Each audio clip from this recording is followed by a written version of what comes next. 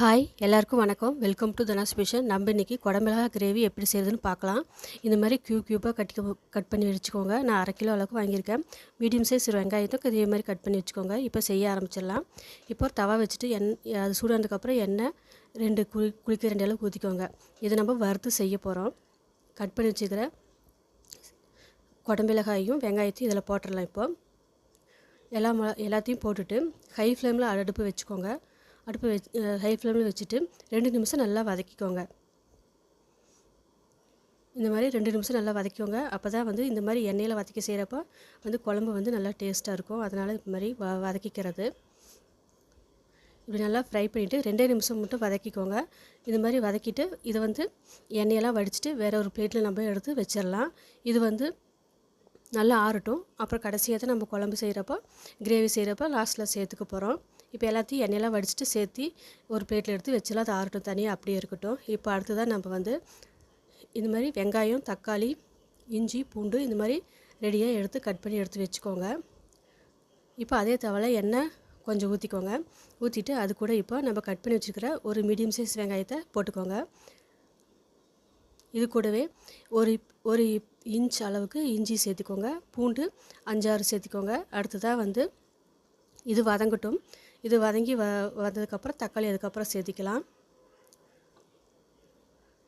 இது நல்லா வதங்கி வரதுக்காக உப்பு கொஞ்சம் சேர்த்திக்கோங்க. உப்பு சேர்த்து வதக்கிறப்போ சீக்கிரமாக நல்லா வதங்கி வந்துடும். இப்போ இந்தளவுக்கு வதங்கி வந்ததுக்கப்புறமா தக்காளி ஒரு மீடியம் சைஸ் தக்காளி இல்லைன்னா சின்ன தக்காளி இருந்தால் 2 சேர்த்திக்கோங்க. சேர்த்திட்டு இதையும் வெங்காயத்து கூட சேர்த்து நல்லா வதக்கிக்கோங்க. இந்த தக்காளி ரொம்ப வதங்கணும் அவசியம் கிடையாது. நல்லா வெந்து வந்தால் போதும். அது இப்படி மசிஞ்ச அளவுக்கு வதக்க வேண்டாம். இந்த அளவுக்கு வதக்கிக்கோங்க. அப்போ தான் நம்ம அரைச்சி செய்கிறப்ப எண்ணெயிலே வதக்க போகிறோம். அப்போ நல்லா வதக்கிக்கலாம். அதனால் இந்த அளவுக்கு வதங்கினதுக்கப்புறம் இது ஒரு பிளேட்டில் எடுத்து வச்சு ஆற வச்சுட்டு இது மிக்ஸி ஜாரில் போட்டு இப்போ நம்ம அரைச்சிடலாம். இப்போ வதக்கினது எல்லாத்தையும் மிக்ஸி ஜாரில் சேர்த்திக்கோங்க. சேர்த்துட்டு இது கூட அடுத்ததாக 1/2 கப் அளவுக்கு தயிர் சேர்த்திக்கோங்க. தயிர் புளிக்காத தயிராக இருக்கணும். அந்த மாதிரி தயிர் சேர்த்திக்கோங்க. அப்போ தான் குழம்பு நல்லா டேஸ்ட்டாக இருக்கும். இதெல்லாத்தையும் சேர்த்துட்டு வேணும்னா தண்ணி கொஞ்சமாக விட்டு நல்லா நைஸ் பேஸ்ட்டாக அரைச்சி எடுத்துகிட்டு வந்துடலாம். இப்போ நம்ம இப்போ பாருங்கள், நல்லா இந்த மாதிரி பைன் பேஸ்ட்டாக இருக்கணும். அப்போ தான் கிரேவிக்கு நல்லா டேஸ்ட்டாக இருக்கும். இப்போ அதே கடையிலையே நம்ம செய்ய ஆரம்பிச்சிடலாம் குடமிளகாய் கிரேவி. இப்போ எண்ணெய் இன்னொரு ஒரு குளிக்க 2 அளவுக்கு எண்ணெய் மட்டும் விட்டுக்கலாம். இப்போ இந்த எண்ணெய் சூடானதும் இது கூட 1/2 டேபிள் ஸ்பூன் அளவுக்கு சீரகம் சேர்த்திக்கலாம். சீரகம் போட்டுட்டு இது நல்லா பொரியட்டும். இது பொரிஞ்சதுக்கப்புறமா ஒரு மீடியம் சைஸ் பெரிய வெங்காயத்தை கட் பண்ணிட்டு சேர்த்திக்கலாம். சேர்த்துட்டு இது நல்லா கலர் சேஞ்ச் ஆகி வர அளவுக்கு இந்த வெங்காயத்தை நல்லா வதக்கிக்கலாம். நம்ம இந்த அளவுக்கு நல்லா வெங்காயம் நல்லா சேஞ்ச் ஆகி வரணும் கலரு. இப்போ மசாலா சேர்த்திக்கலாம். 2 டேபிள் ஸ்பூன் அளவுக்கு காஷ்மீரி மிளகாய் தூள் சேர்த்திக்கிறேன். நீங்கள் தனி மிளகாய் தூள் இருந்தால் அது 1 டேபிள் ஸ்பூன் அளவுக்கு மட்டும் சேர்த்திக்கோங்க. கூடவே 1/4 டீஸ்பூன் மஞ்சத்தூள், 2 டேபிள் ஸ்பூன் அளவுக்கு கொத்தமல்லி தூள் சேர்த்திக்கோங்க. சேர்த்துட்டு இது லோ ஃப்ளேமில் அடுப்பு வச்சுட்டு நல்லா கலந்து கொடுத்துக்கோங்க.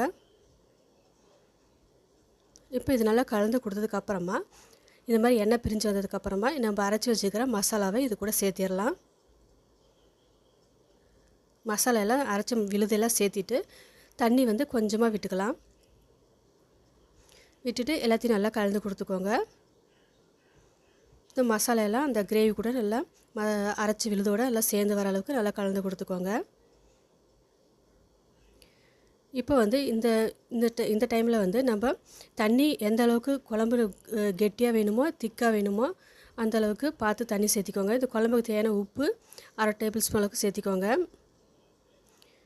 இப்போ திக்காக வேணும்னா கொஞ்சம் தண்ணி கம்மியாக வச்சுக்கோங்க. இல்லை கொஞ்சம் இன்னும் தண்ணி மாதிரி வேணும் அப்படின்னா தண்ணி கொஞ்சம் சேர்த்து ஊற்றிக்கலாம். இப்போ இந்தளவுக்கு கலந்து விட்டதுக்கப்புறம் தண்ணி ரொம்ப கெட்டியாக இருக்குது. அதனால் இன்னொரு 1 கப் அளவுக்கு தண்ணி விட்டுக்கலாம். சேர்த்துட்டு நல்லா கலந்து கொடுத்துக்கோங்க. இப்போ உப்பெல்லாம் கரெக்டாக இருக்குன்னு செக் பண்ணி பார்த்துக்கோங்க. இப்போ இது மூடி வச்சுட்டு இது நல்லா வேக வச்சு நம்ம எடுத்துக்கலாம். எண்ணெய் பிரிஞ்சு வர வரைக்கும் இதை நம்ம நல்லா மீடியம் ஃப்ளேமில் வச்சு வேக வச்சு எடுத்துக்கோங்க. இப்போ பாருங்கள், எண்ணெயெல்லாம் நல்லா பிரிஞ்சு நல்லா வந்திருக்குது. மசாலா எல்லாம் சேர்ந்து இந்த பேஸ்ட் கூட சேர்ந்து நல்லா வந்திருக்குது. இந்த டைமில் 1 டேபிள் ஸ்பூன் அளவுக்கு கரம் மசாலா சேர்த்துக்கோங்க. கஸ்தூரி மேத்தி 1 டேபிள் ஸ்பூன் அளவுக்கு சேர்த்திக்கோங்க. சேர்த்துட்டு இப்போ இதை நல்லா கலந்து கொடுத்துக்கலாம். இந்த அளவுக்கு நல்லா கலந்து கொடுத்துக்கோங்க. கலந்து கொடுத்துட்டு இப்போ நம்ம வதக்கி வச்சுக்கிற குடமிளகாயும் வெங்காயத்தையும் இப்போ இந்த மசாலா கூட நம்ம ஆட் பண்ணிடலாம். எல்லாத்தையும் சேர்த்துக்கோங்க. காய் எல்லாத்தையும் சேர்த்துட்டு இப்போ அந்த மசாலா கூட இந்த காயை நல்லா மூழ்கிற அளவுக்கு நல்லா கலந்து கொடுத்துக்கலாம். கரண்டியெல்லாம் நல்லா இந்த மாதிரி கலந்து கொடுத்துக்கோங்க. இந்த மாதிரி நல்லா கலந்து கொடுத்துட்டு இப்போ இது நல்லா ஆயில் பிரிஞ்சு நல்லா வெந்து வரணும். அந்தளவுக்கு இந்த காயை மசாலாலாம் வெந்து வர அளவுக்கு வேக வச்சுக்கலாம். இப்போ மூடி போட்டுக்கலாம். மூடி போட்டு இது நல்லா வேக வச்சு எடுத்துக்கலாம். இப்போ மீடியம் ஃப்ளேமில் இப்போ பாருங்கள், நல்லா ஆயில் நல்லா பிரிஞ்சு குழம்பும் நல்லா கிரேவி நல்லா திக்காகி நல்லா வந்திருக்குது. காயும் நல்லா வெந்து வந்திருக்குது. இதுதான் சூப்பரான குடமிளகாய் கிரேவி ரெடி ஆயிடுச்சு. இப்போ நம்மளுக்கு இது இட்லி, தோசை, சப்பாத்தி, ரைஸ் கூட சாப்பிட ரொம்ப டேஸ்ட்டாக நல்லாயிருக்கும். நான் இன்றைக்கி சப்பாத்தி கூட தான் சாப்பிட போகிறேன். சப்பாத்தி கூட சர்வ் பண்ணால் சூப்பராக இருக்கும். இதே மாதிரி நீங்களும் செஞ்சு பாருங்கள். நாளைக்கு இன்னொரு வீடியோவில் பார்க்கலாம். தேங்க்யூ ஃபார் வாட்சிங்.